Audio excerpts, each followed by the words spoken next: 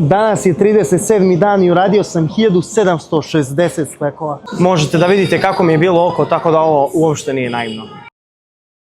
Ovo sam trebao da radim juče, ali znao sam da nisam spreman od velikog umora i velikog bola u prednjem ramenu i tricepsu. Zato sam odlučio da odradim to pametno i da poslušam svoje telo, jer sam znao da trebam to da uradim. Hvala Bogu što me vukao na svakom skleku ka gore i moje devojci što me je podržala u ovome.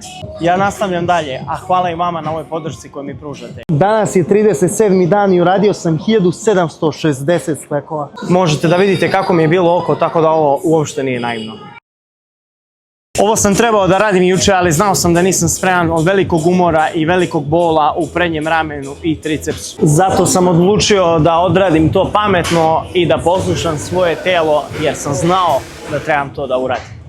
Hvala Bogu što me vukao na svakom skleku ka gore i moje devojci što me je podržala u ovome. Ja nastavljam dalje, a hvala i vama na ovoj podršci koju mi pružate.